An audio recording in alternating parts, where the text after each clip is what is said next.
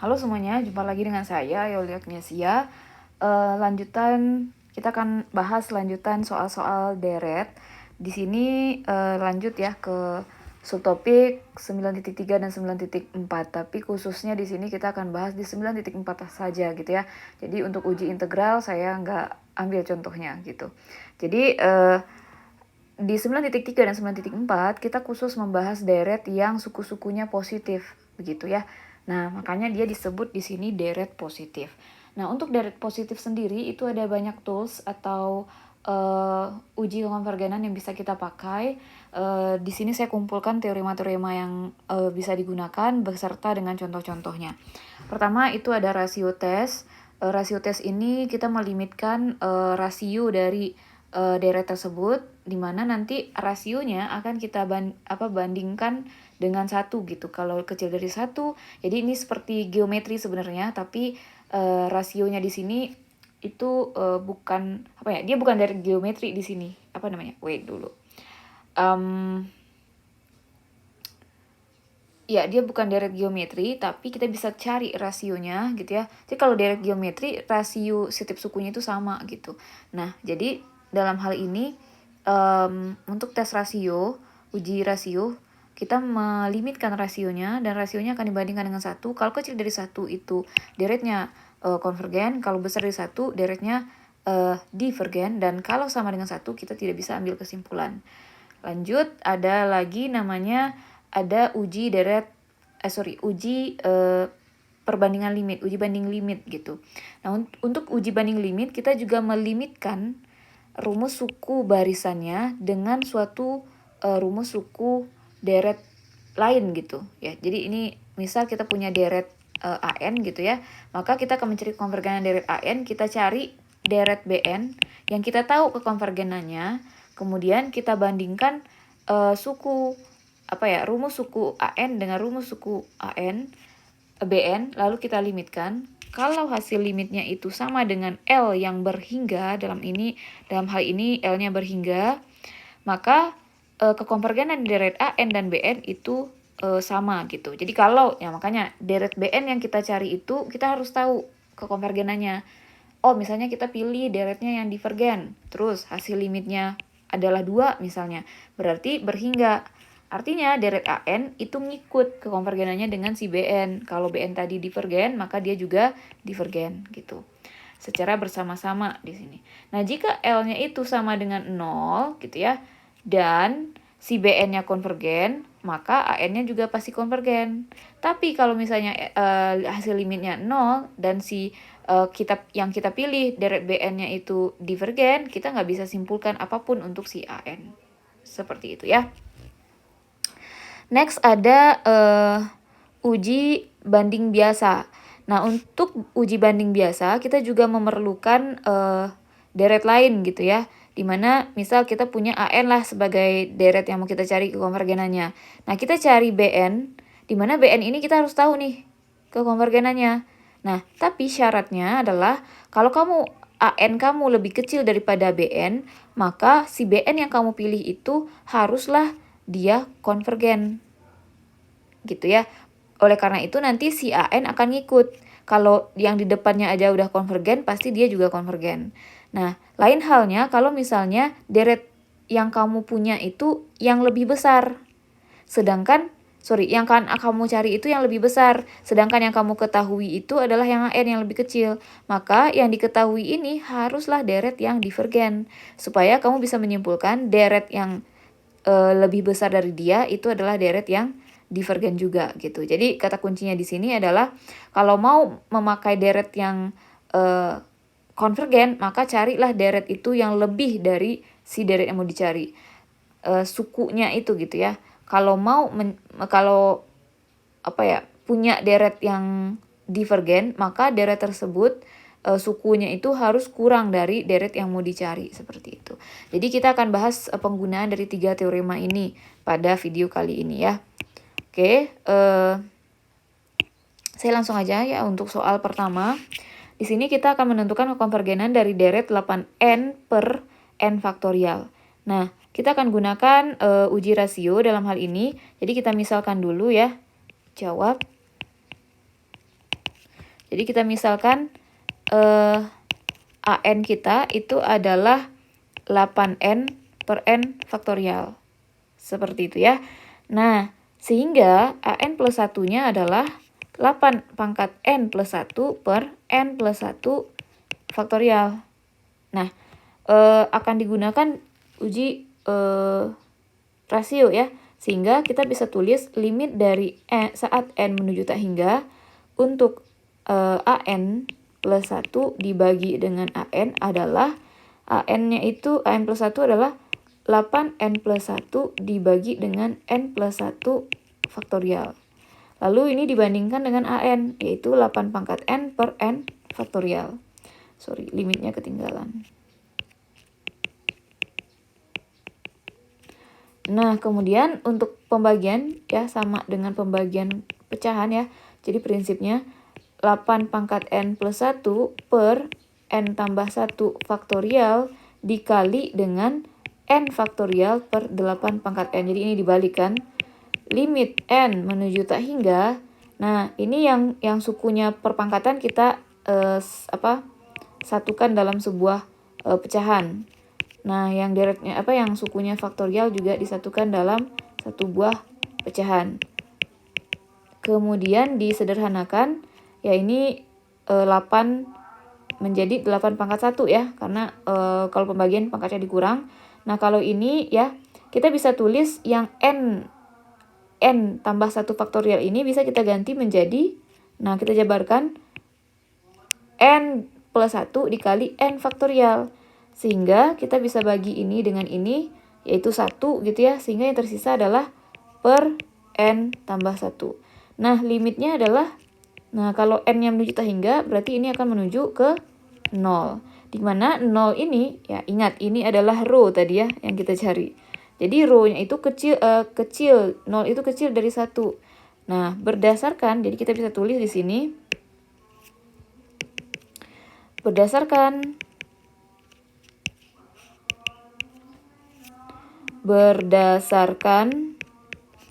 uji rasio gitu ya, dengan row kecil dari 1, maka deret 8 pangkat N per N plus 1 faktorial adalah deret yang, nah yang ini nih, yang kecil dari 1, maka dia konvergen, deret konvergen gitu.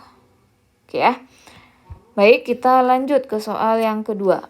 Nah, di sini kita akan mencari konvergenan deret 2 per 3N plus 1 itu menggunakan uji banding limit gitu. Oke, baiklah. Di sini kita akan mencari ya. Kita misalkan dulu deh. Jawab. Nah, misal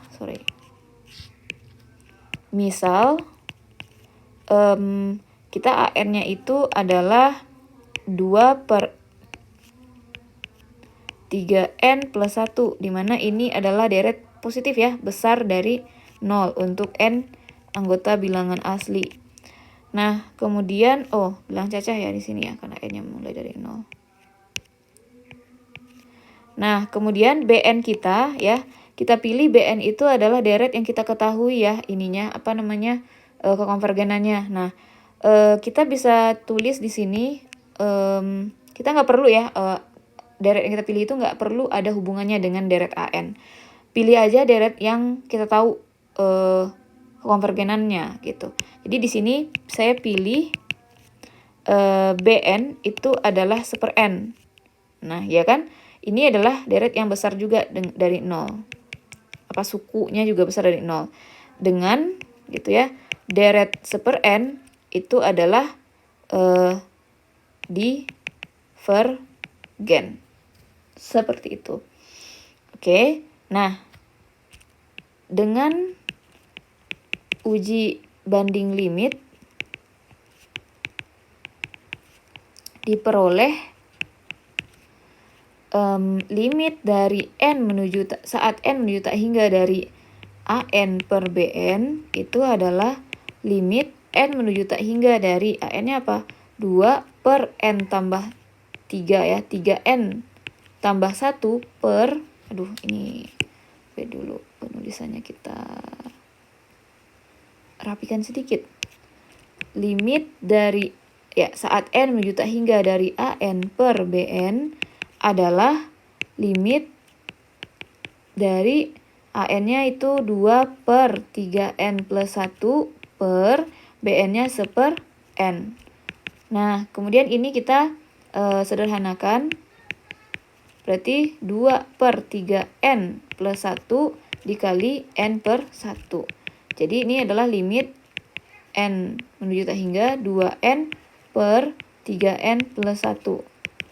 Ya kan? Kemudian kita bagi semua sukunya dengan 1 per N. Berarti ini, ya, jadi kita bagi ini dengan, atau kita kali lah ya. Kita kali dengan 1 per N, kali dengan 1 per N. Maka kita akan memperoleh 2 per 3 ditambah 1 per N. Nah, saat kita limitkan ini kita akan memperoleh saat N-nya menuju tak hingga, maka 1 per N akan menuju 0. Ya, jadi yang diperoleh adalah 2 per 3. Nah, 2 per 3 itu adalah si ini berhingga ya. Nah, maka si AN-nya akan konvergen atau divergen secara bersama-sama, bergantung ke BN yang kita pilih. Nah, jadi kita bisa simpulkan di sini. Jadi deret dari AN 2 per 3N tambah 1 adalah deret yang sama dengan si 1 per N divergen. Seperti itu. Oke. Nah, untuk ngelihat Bu ini pakai banding limit atau apa Bu gitu. Jadi perhatikan aja deret-deret positifnya yang kalau misalnya dia susah untuk dicari rasionya gitu ya. Maka kalau misalnya kalian pakai uji rasio dia menghasilkan 1 gitu ya. Maka kalian bisa cek di sini uji yang lain gitu, uji banding limit atau uji banding biasa, seperti itu aja. Oke. Kita lanjut ke penggunaan ke uji banding biasa. Oke, uji banding biasa ya. Jadi kenapa ini kita harus pakai uji banding biasa, bukan uji rasio misalnya? Ya kalau misalnya kamu cari di sini rasionya gitu ya, ini nanti akan menghasilkan bentuk pecahan yang cukup rumit gitu ya. Karena ini nanti N plus 1 per N plus 1 pangkat 3 gitu. Terus dibagi lagi dengan N. Jadi nanti kita akan melimitkan bentuk ke perpangkatan pecahan yang berpangkat gitu. Ya kalau mau coba silakan dicoba aja gitu ya. Nah, karena ada cara lain yang lebih sederhana untuk mengerjakannya. Salah satunya adalah dengan menggunakan uji banding biasa. Nah, untuk uji banding biasa ya, kita misalkan dulu jawab. Kita misalkan, nah AN kita siapa? Nah, penentuan AN itu harus berdasarkan siapa yang lebih kecil dan siapa yang lebih besar. Gitu ya. Jadi di sini sebelum memisalkan kita cari dulu hubungan antara si ya N per ya gini nulisnya. Untuk setiap N anggota bilangan cacah gitu kan.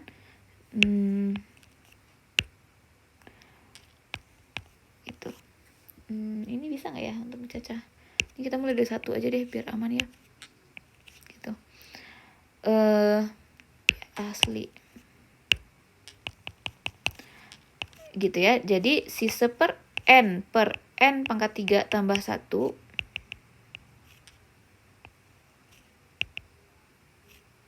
misalnya kita punya nih N pangkat 3 atau kita punya gini aja deh 1 per N pangkat 2. Ini sebenarnya saya udah mikir sebelumnya ya. Kalau mau mikir ulang sih sebenarnya perhatikan ini. Ini kan N per N pangkat 3. Jadi kalau disederhanakan kan ini sebenarnya 1 per N. Nggak jelas ya. Ini 1 per N pangkat 2. Nah, ini arah kita. Kita mau membandingkan si deret yang ini itu dengan 1 per N pangkat 2. lebih besar atau lebih kecil. Nah, caranya gimana? Itu yang kita modifikasi. Kita ambil di sini 1/n pangkat 2 itu kalau mau dijadikan per pangkatnya 3 gimana? Ya sama-sama dikali n atas bawah. Jadi ini adalah n per n pangkat 3. Kan gitu. Nah, ini kalau kita tambah pernya, penyebutnya 1, maka hasil bagi pecahan kiri atau kanan yang lebih besar. Ya, pasti pembagi yang lebih besar akan menghasilkan pecahan yang lebih kecil, gitu kan ya. Maka ini tandanya adalah besar. Gitu kan? Atau kalau kita bisa tulis ya, kita bisa tulis atau n per n pangkat 3 tambah 1 lebih kecil dibanding n per n pangkat 3. Gitu kan? Nah, saat kita punya bentuk seperti ini, ya, maka dalam hal ini adalah an kita, sehingga gitu kan, an itu adalah n per n pangkat 3 tambah 1, dan bn-nya itu adalah n per n pangkat 3 atau sama dengan 1/n pangkat 2. Dan ingat, kita harus tahu ya, perhatikan kalau yang lebih seperti ini bentuknya ya, maka kalau misalnya yang kita punya deret yang mau kita cari konvergenannya itu berada di belakang ya, di belakang, maka deret yang perlu kita tahu konvergenannya adalah yang di depan.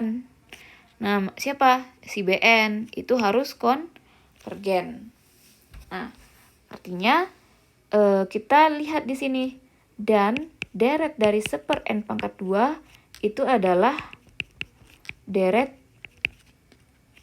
konvergen. Kenapa? Nah, jadi di sini kita punya istilah gini, karena ada merupakan deret P dengan P-nya lebih dari 1. Jadi kalau P-nya lebih dari 1, deret P itu konvergen. Sehingga ini gitu. Nah, jadi kalau menyimpulkannya ginilah jadinya.